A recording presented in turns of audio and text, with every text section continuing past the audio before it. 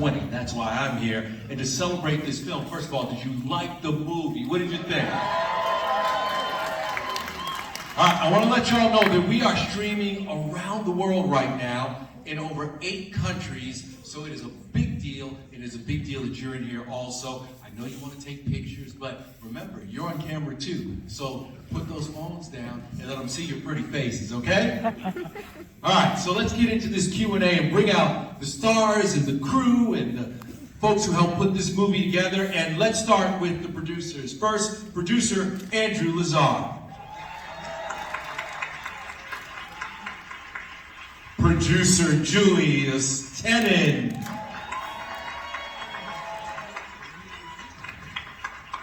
Ramon Rodriguez. Christopher Farrar. Hey, don't lose that intensity now. Lots of love for everybody. Come on now. Douglas Dodge.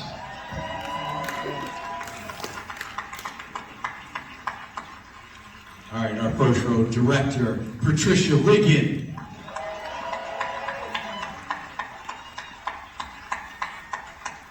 Anthony Anderson.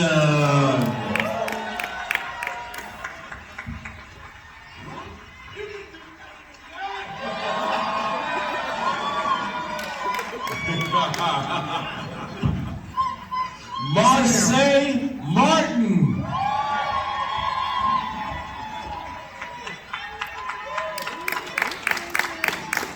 Oh, she's cute. Anthony Starr. He's a bad man. And the one and only, the leader of the pack, Viola Davis.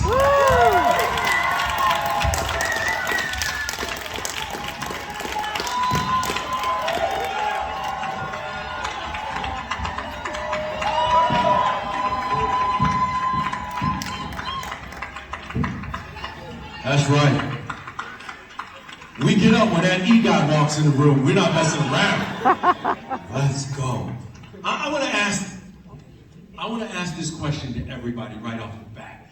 This movie had a lot of incredible action sequences. Which one was the toughest to film?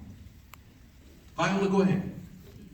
Okay, go ahead. I think it's a better question for Patricia. I know the toughest scene for me was the elevator scene. But that would be a better question for Patricia, only because it was a small space and it involved the climbing up, the falling down, you know, the shooting. Boy, I love shooting. I heard that. I heard that you love that.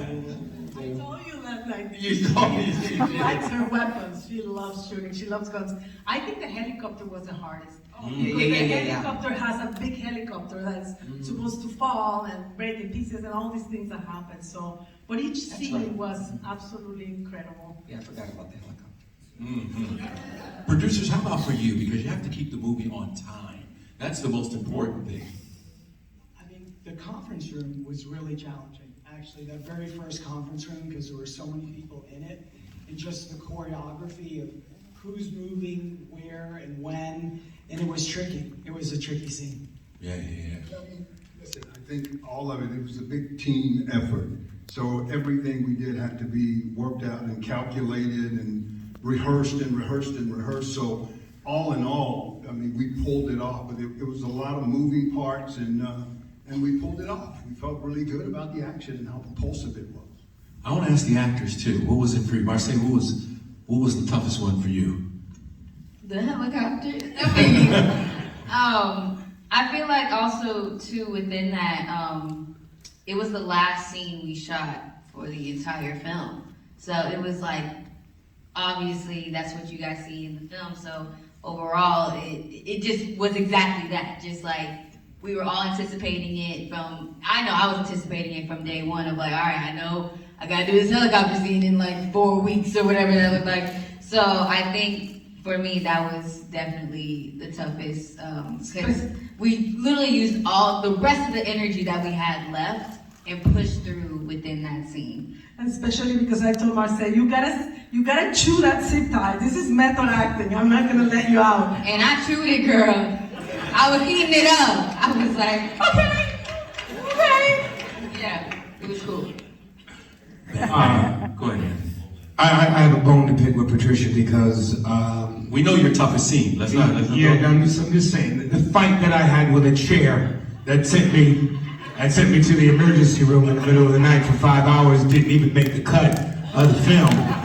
So I'm just curious, Patricia, as that because that was real pain and real blood and real tears. Is there any particular reason we didn't show that in the movie? Yeah, and there was no space to invite the chair also. It's tough when the chair wins, isn't it? Oh my God, yes it is. Anthony, Batman. What was your same question for you? Look at it. Everybody loves the bad guy after the movie's over, right? Yeah, I was like waiting for shit to hit me. I'm like, oh! You're too sexy and charismatic, so we won't ever hit you. No, I mean, the funny thing is about it, like, you know, I know the role that the character plays in the movie, obviously, but I haven't played a bad guy in my life. Oh, come on. I mean, there's kids here, it can't be that bad. No, look, but truly, like, I think I don't know if there's a key to it, but my strategy towards it anyway is just to build a real person from the inside out, ground up. And then, you know, there's a whole nother film that is like the Eddie Rutledge origins that I've made up.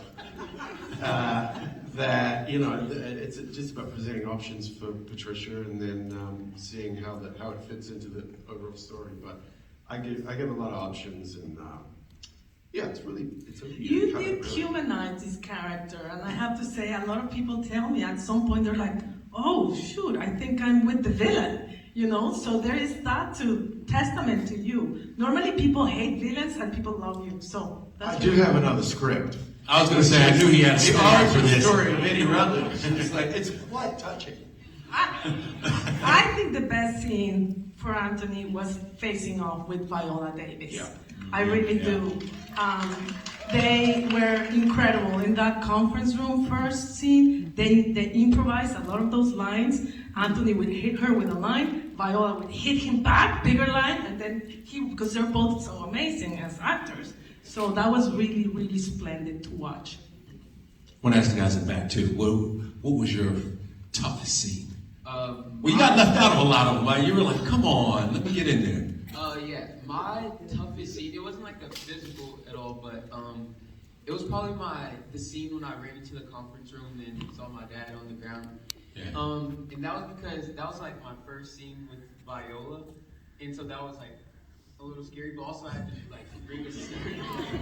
Right, you walk in and you're like, oh my God, it's Viola Davis. Yes. Yeah, no, I understand. Also, I had to be in like a certain emotional state, so I had to bring that to it. So yeah, that was a little tough for me. Trust me, when she hits the red carpet, we're all like, oh my God, it's Viola Davis. It happens all the time. All the time. All right, also, Ramon, go ahead. I'm going to hear you.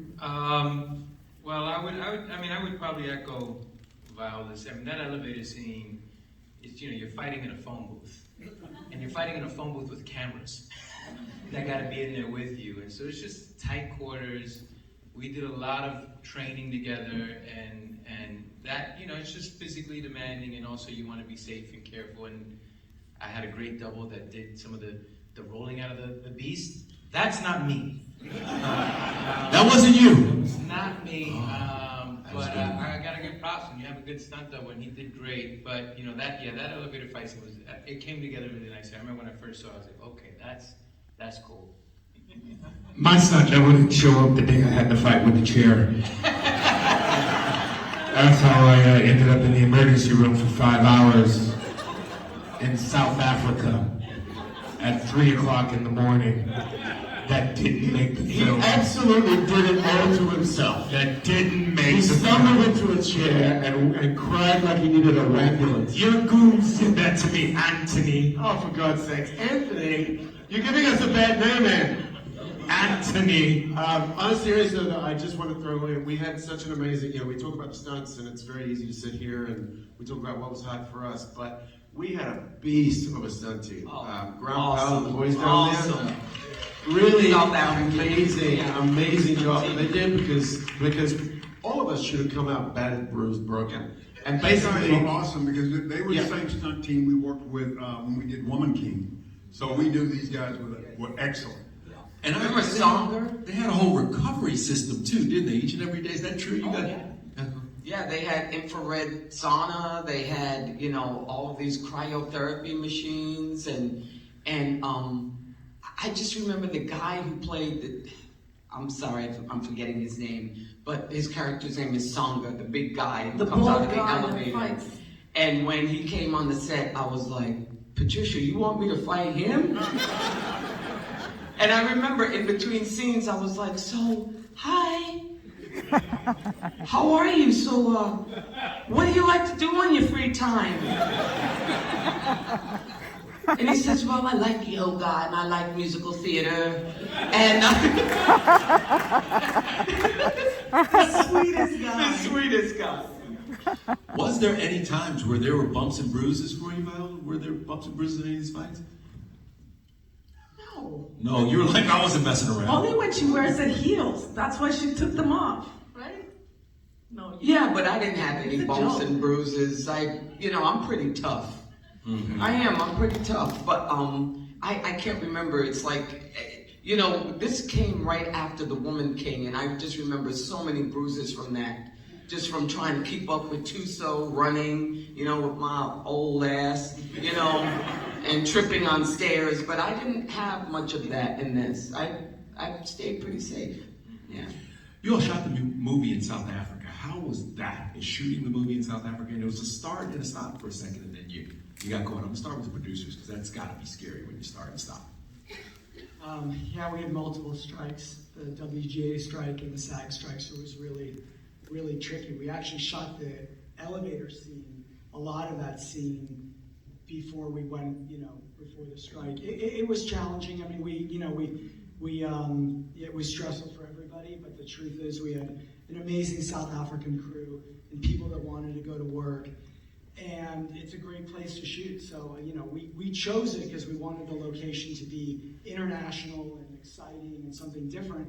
It's also it's a beautiful place and there's just great crews. By the way, Marseille told the best story about going to South Africa twice. Marseille, how was it going twice? And I'll come right back to you. Oh, okay, yes. So the first time we went, obviously it was summer here, and that means it's winter over there. And when I tell you, they have the most, the wind storms, we was getting our hair and makeup done, it was shaking the trailer and stuff. I was like, what is going on? And this is my first time in South Africa, by the way. So I'm like, is this like this all the time? I'm like, oh my goodness. So when we went the first time, obviously, there was of course, there was rain and just, it was really dramatic outside, of course. And then we had the strike, and then we came back, and then it was winter here and summer over there. So I was like, all right, this is more like it. I'm gonna be outside. There we go.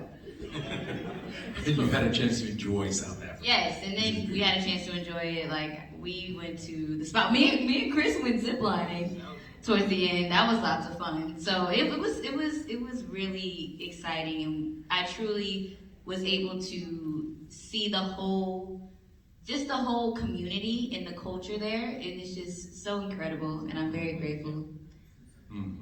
Julius, go ahead. You were going to say something? No, just to piggyback on what Andrew said, it was a lot of fun because the crews are absolutely professional, and we obviously the stop and start is always difficult to stop and start, but we as a team, we surrounded each other, we knew what we had to do, and so we just kind of, put things together and then came back when we were ready to go again. But those guys are amazing. It's a Southern Hemisphere thing.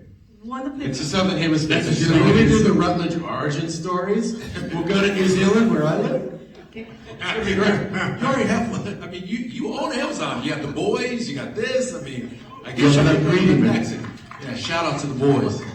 One of the, for us also, for me, one of the big challenges was how do we show South Africa and its culture, even if, it takes place in one night and, the stuff hits the fan very quickly and then it's all action.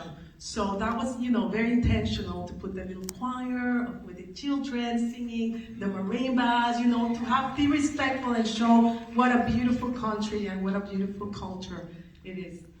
And I want to ask about that too. All the different cultures that we get to see in this movie. That's the beauty of having it in the G20. It feels so smart because we get to see people from around the world. Douglas, I'm going to ask you because we haven't talked to you yet.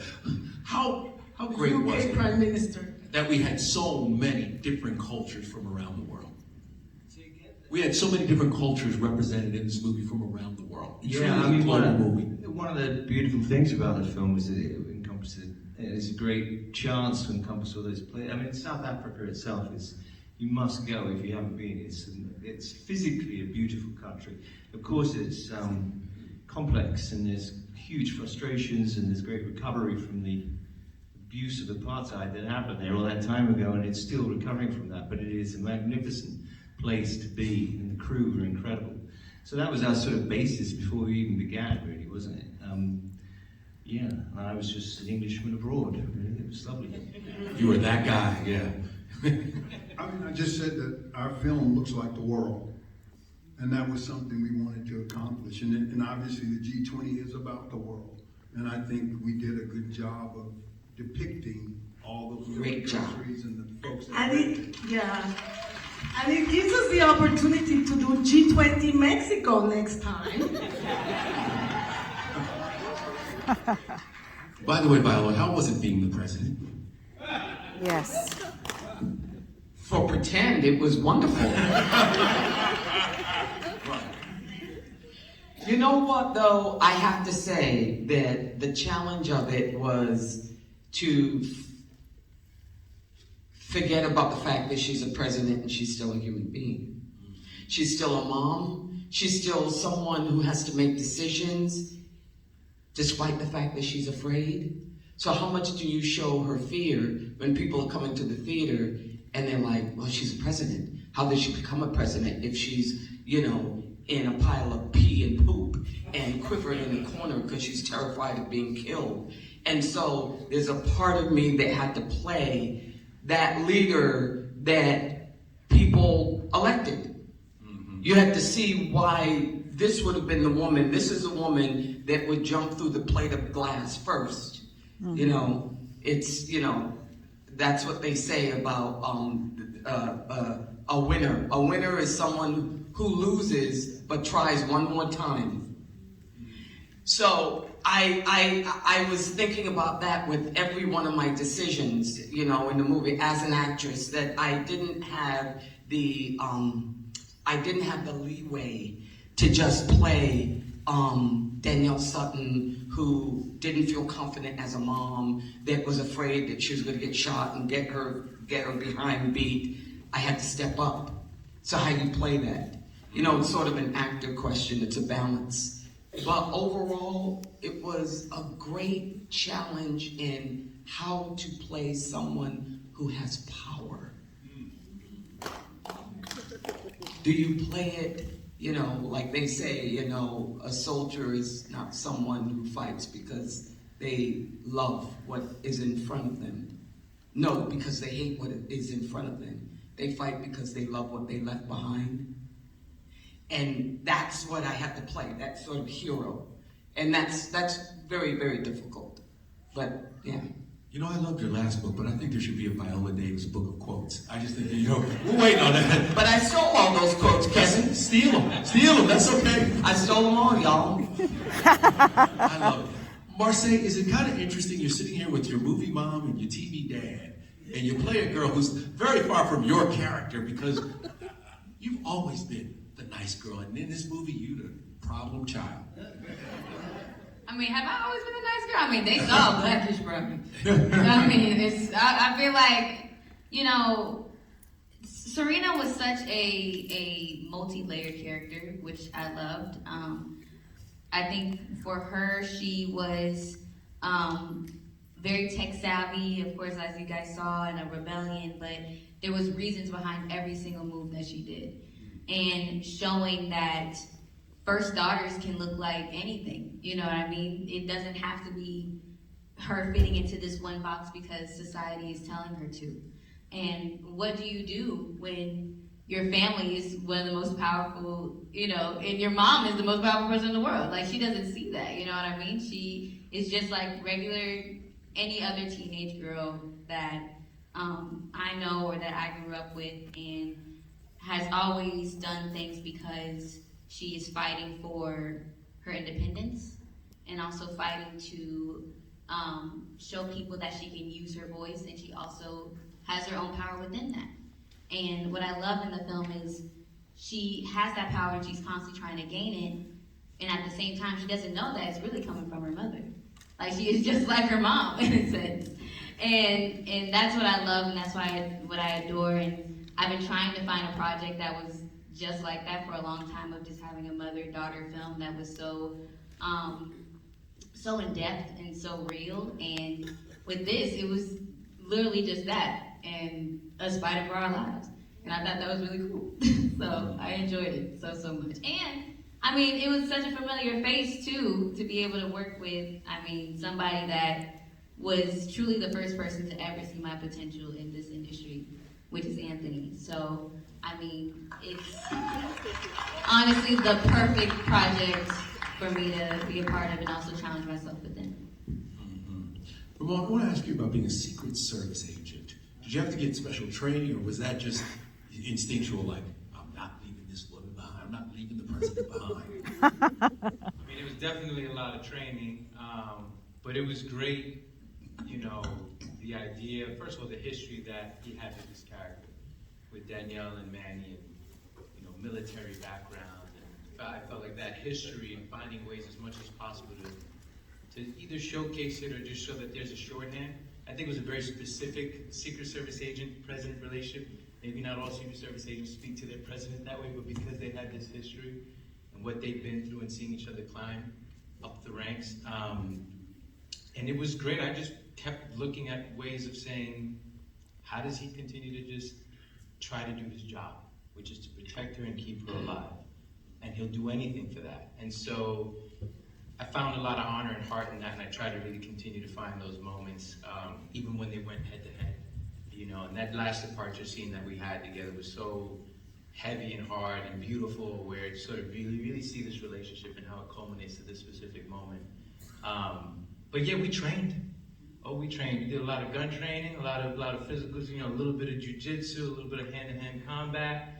And then again, you know, with the incredible stunt team, like we mentioned, they got to do some of the really awesome stuff. They had one guy, one day my stunt double, so the moment in the elevator scene, before we go up, Manny pops up there, like he jumps up like Spider-Man. That again is not me. And Patricia loved my double so much. He did it during rehearsal. And we all came and we were ready to film. She goes, wait. And she calls my double. She goes, do it again. Show everything what you just did. And again, and he's like so limber. He just bloop, bloop. And I'm like, this guy's awesome. He's making me look great. And you know what, guys? I discovered that he was not a stunt guy. It was his first stunt job. He was a hip hop dancer. A b-boy. The world champion A hip hop b-boy. dancer. Yeah. Those guys are funny. Wow. Yeah, exactly. Nimble. Wow. Patricia, was there a moment where you had to kind of bring in the doubles and say, hey, you guys back up and let the doubles do this, or let the stunt folks handle things? Look, this movie is a lot of close contact. So even though these guys are saying that the stunts did it all, they did a lot of it because it's all face. So if you have face, you can't have a stunt double. So they really did everything. And then we had some enhancement from our double. So Ramon did everything except that flying up because that guy had no gravity. Viola did everything except falling down, which was the stunt double. So they really were. Because I didn't want people to see my Spanx. Exactly. And you saw my Spanx anyway. But I VFX them. They're BFFs. So the only time you really missed on a stunt double was for Anthony. That's it. If you had gotten that day with that chair, if you got that stunt double, everything would have been okay. It would have been smooth shooting. Can I at least make the director's cut with the fight that I had with the chair? That's all I ask. Can I make the director's cut? All right, I know we are here. We're going to take some questions here from folks in the theater, correct? Okay. Oh, we're going to take them from the live stream. Okay, we're going to take them from the live stream. We have folks already sending in questions, and they slid them to me. So let's start with Earl Wooten from the United States, right here. And his question is, how do you find the heart in a great story when you do recognize it and determine it to be commercially viable? For me, so it was immediate. When I read the script, I saw that there was a teenage daughter and a mother. And that's, if there's something universal, is that teen girls and moms have a moment in their lives that is very difficult. I'm going through one myself. Me too. Me too. So I thought, you know what makes a really great action movie is that it has heart. If it doesn't have something like that, I don't care about the movie that much. And so I saw the heart in that and made it the spinal, like the emotional spine of it. Then of course we have every other character and has an emotional relationship, you know, all of them, Manny and the husband. But the spine was the coming back, earning back the love, I guess, of your daughter and the respect, both ways. Love that. Okay. Lawrence from the U.S. asks, what's one thing you learned about yourself during the filming of this film? I'm going to start with Christopher, you in the back. One thing I learned about myself is that like how strong I am and like how talented I am, because like when I first got Pop your comment. Alright, bro. Christopher! Yeah! Love it! I don't mean to like be like No, it's okay. He said, I'm not like. Well, we all learned that. no, but when I like first saw all these like huge names, it was like a little scary for me, and I was like, I don't know how I'm going to do this, because it truly was scary. But when I got on set and like I met them, I met everybody, and I like started to build a relationship, it just all became so easy, and it like showed me that I can do this too, because I've watched every single one of them on TV as a kid, and it's just like amazing to be able to work with them. So I definitely learned that like I'm pretty strong and I'm pretty talented too. Yes, you are wrong. Christopher alone. Anthony, what did you learn? What's one thing you learned during this movie? That you want the sequel? You want your spin-off, correct? Yeah. I thought you want. He said Anthony. Anthony.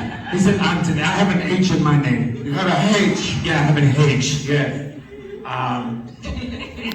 Wait. I'm just sorry. I'm distracted by Anthony. What is the one thing you learned about yourself in this movie? The one thing I learned about myself in this movie.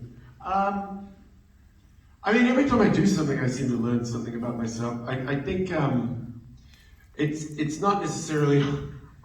Seriously, there is a whole other script about Rutledge, but what I realized is you know, I had to sort of carve out a little story through the movie that with Patricia and Viola that really kind of mirrored Viola's character in a lot of ways, and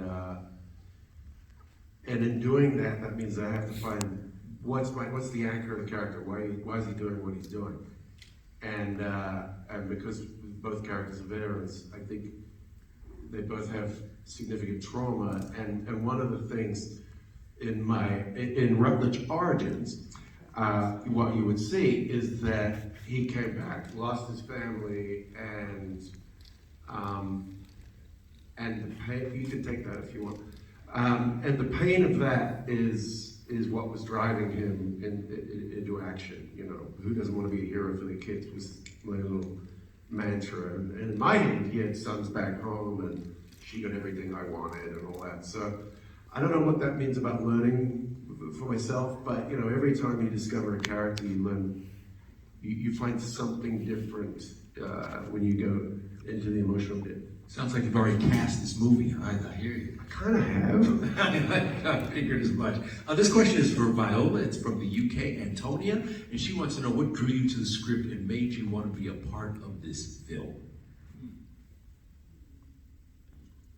You know what? What drew me to it is Air Force One, Salt, Lara Croft, Tomb Raider. I mean, I could keep going on and on. It's, you know what? I always use my daughter as a blueprint for this. I have a teenager too. But I tell this story ad nauseum when I would make up stories for her at night. She loved them. And whenever I started, I would start and she would, this is when she was still sucking her baba. She'd take the baba out of her mouth and go, Mama, put me in the story. Put me in, I want to be in the story. And that's how I feel. I want to be in these stories that I see. And, you know, listen, and that's it. And when I read G20, I saw a story. I remember telling the Logan brothers because they had written it. This was in 2015. And I was like, you want me in this? This is a Sigourney Weaver role. This is an Angelina Jolie role. You know, we think of all these people who can do. You've been trained to think of almost removing yourself from the equation. And this was one of those stories I said, I've always seen myself in this story too. And so that's what I did. It was a badass action movie, you know? And I say thank God for Andrew Lazar. Yes, yes. He had the vision. And Andrew was at that meeting too. Well, it's like you see these women that like love their country and do all this stuff for service, and I love this idea of putting this mama bear into this extraordinary circumstance with the most powerful people in the world, and it just seemed like this is a great. I love Die Hard. Like I love Die Hard. I love Salt. I love all these movies, and it's like I want to see someone of Viola's age. You know, it literally hasn't been since Liam Neeson and Taken that an actor has really fit into the shoes of doing these kind of action movies. So outside of the fact that she's a female and she's black, she's also close to my age. And it's cool to see somebody kicking ass and having this amazing career of this amazing dramas and then going to do something that clearly she's really born to do. Does this mean we'll see you in more action movies?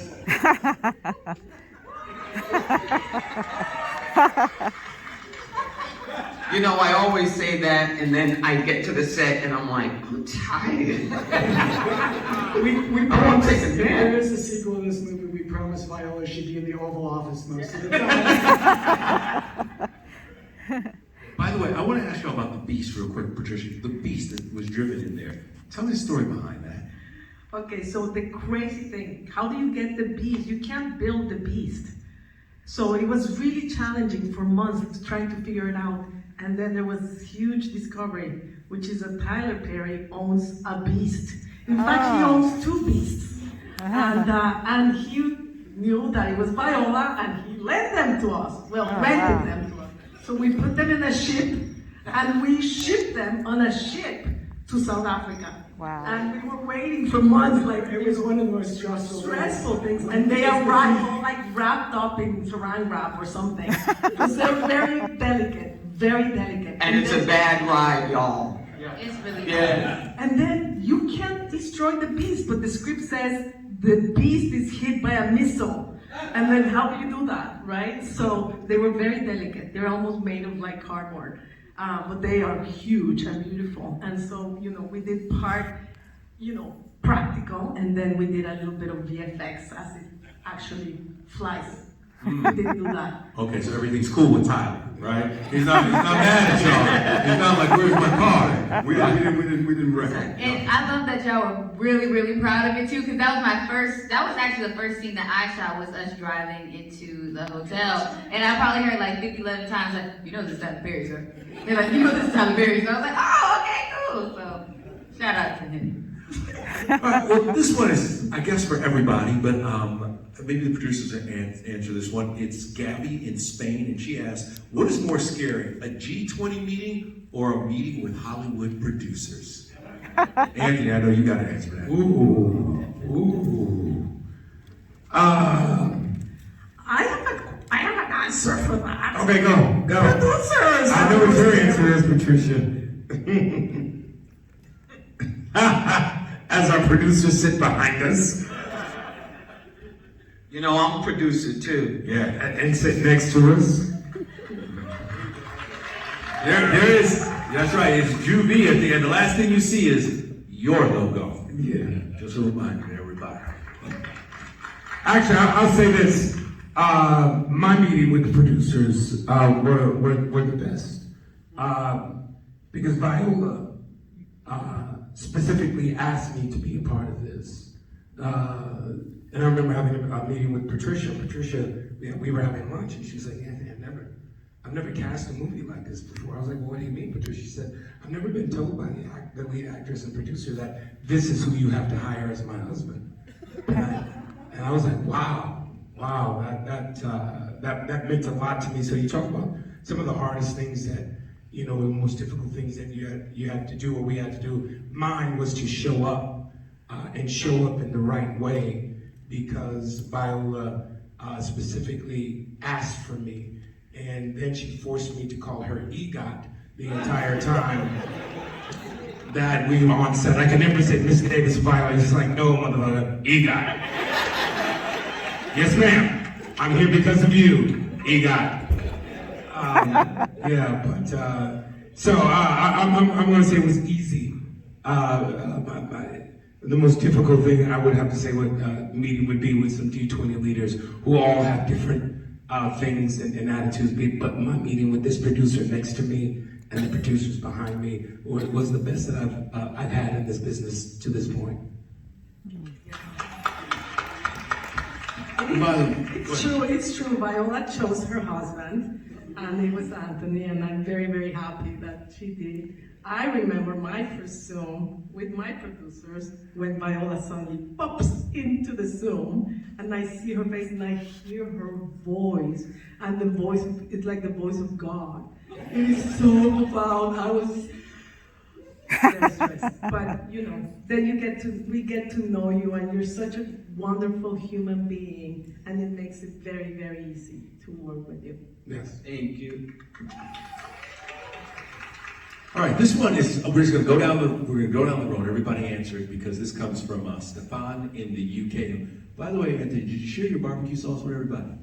The barbecue sauce was still being produced back there, but everybody's gonna get a get back. Okay, all right. Barbecue restaurant coming up soon. I just gotta give it a plug. Yeah. The restaurant's coming. All right, go ahead. Okay.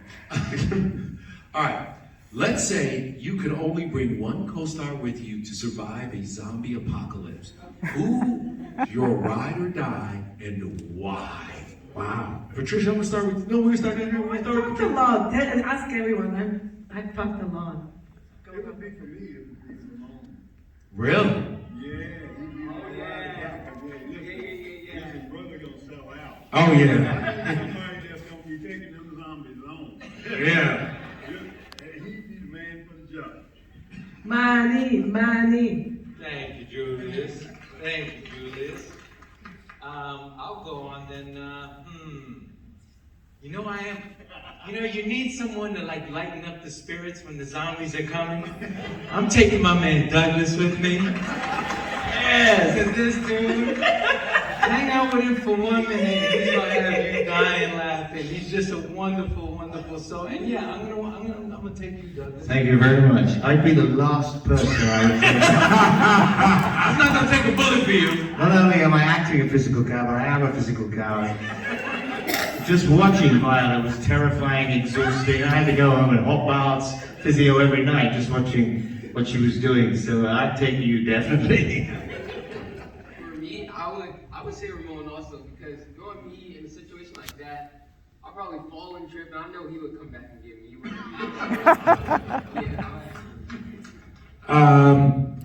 I'm taking Viola. I mean, after that elevator scene and that foot to the throat to the neck. And the fact that no matter what was going on, Viola was never leaving anybody behind. Yeah. You know, that she was like, no, I may not be able to save all of them up there, but I'm gonna save these people right here. And that's who I'm rolling with, because I know she would have my back, and I would always have hers. Yeah. That's what I love too. She was a mama to everyone. Mm-hmm. That's what I love. That's hard. I was gonna say Anthony. Thank God. Because Thank you. Smartest one in the group. you not see him slice on people. She's in the next He room. was like, I was like, we're gonna get through this whole thing. And no one's gonna say no, yeah. We can listen to Kendrick Lamar. We would be balling. Yeah, we're right? gonna have a great time. We be out. I'm afraid Anthony would become a zombie himself. So that's why I didn't pick him. Fun ruggages. Yeah, all right. Always has a pack of cards. Oh, okay. Yeah, dude. I'm excited. I would take Serena. Amen. Okay, I love that. Well, Viola, no pressure here. Who would you take? CIA director Mickelson. No, he would be coming. I don't know. Yeah, I don't know, Anthony. I think you'd leave us in the dust too. And Doug, we wouldn't be able to find you because you just saved yourself. You know, it's a hard one between Ramon and Marseille. Oh, you just gonna get your real husband back? Yeah, she did call you. She did call you in the movie and say, "Oh, come to buy, baby." Yeah. No. I mean, are we talking characters or actually people?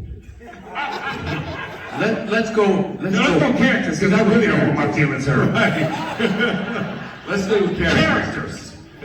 Only because Serena would be intelligent about it. She would have a strategy. Me, I wouldn't have a strategy. I would just be fighting my ass off. I'd just be shooting, just to shoot. But I think, Serena would have a strategy, sort of like Train to Busan. That's my horror movie, y'all. You know, that's my zombie movie. She'd have a strategy. Yeah. Okay. So your movie husband and your real husband both got left behind. Sorry. I got your back, dude. See, this is a litmus test. Now you got me in trouble. Now I got you in trouble with both of them. No. I understand it. You take care of your baby. Listen, this has been so much fun. I wish we could talk forever, but these folks got stuff to do, and we've got to let you get out of here. But this has been fantastic. The movie is fantastic. And can we give a round of applause for the folks who put this great movie together? G20. Thank you, Kevin. Thanks, Kevin. Yes. It is out April 10th. Hold on, everybody. Hold on for 1 second. If everybody could hold for 1 second, we're going to let these folks get out, and then you will go out too. All right? Just 2 seconds.